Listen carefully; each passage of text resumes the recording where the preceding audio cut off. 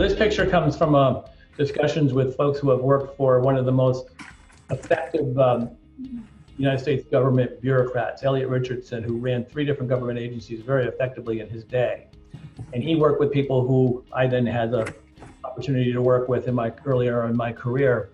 And I'm not just 1 or 2 of them, but like half a dozen of them in different situations. And that is that leaders of any size organization, whether it's 20 people or 200,000, if they get a small group of people, so as small as 3 and as many as 7 of strong players, people are good at what they do that's relevant to what's going on in the business or the operation. And if they all pull hard in the same direction for an extended period, it's amazing what they can accomplish.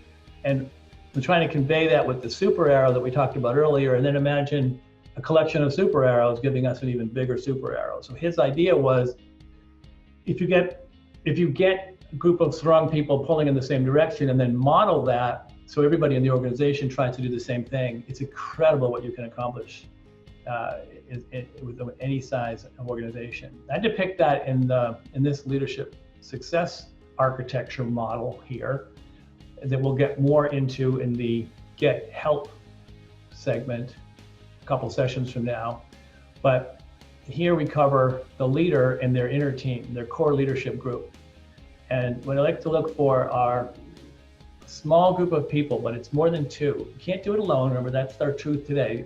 No one does much alone. But it can't be just 2 either. Even 2, there's so many things you need to be good at to do anything significant that no 2 people really cover enough ground. So you really need at least 3.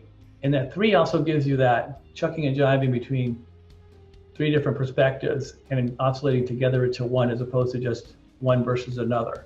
So something really interesting happens when you get past 3. And it really helps if the people know each other pretty well. So they know how to listen to each other, how to talk to each other. They know what is meant when someone says something. So it's pretty well developed in their relationships. And they have incredible desire, drive, capacity, and competence to deploy whatever strengths they have towards the greater goal. And that those skills that they have are complementary. So they're not all good at the same thing, and they're not junior versions of each other, but they're actually very strong in different things that are relevant. And they're compatible, which means they really like working with each other. They can't wait to get out of bed and get to work, and they have a hard time tearing themselves away at the end of the day, and they lose track of time when they're working together towards whatever it is they're trying to do. They have an instinct and an innate drive to spend time together to accomplish what they're trying to accomplish. And they give credit. This is a key one. Like who should get credit when something goes right? Well, if you think about it, what are the options? And they could decide that the leader always gets the credit, or whoever did it gets the credit. But Elliot Richardson's theory was the important thing was to give the credit for success to everyone else. So whatever good things happen, he would have his leadership team find a way to make sure that somebody other than the leadership team got the credit for having done it right.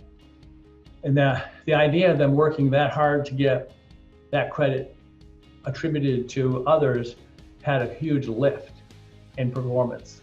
I've noticed that that's not always necessarily the best answer, but it's a good answer.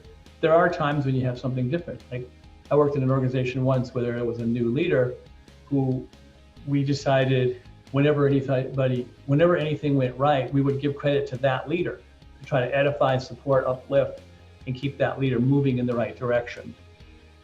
So again, it's more a matter of being conscious about it, with this perhaps being the default answer. And then finally, who are driven to grow and empower others in their model over time. So not just do it this way, but teach the next level in the organization to do it this way, so that cascades on down and you have a whole organization that's working and living in this same kind of a pattern, which would be exemplified by a leadership community that's evolving to be ultimately as effective in working together as the core leadership group at the top. But it won't happen unless it's happening at the core leadership group at the top, because we got to model it.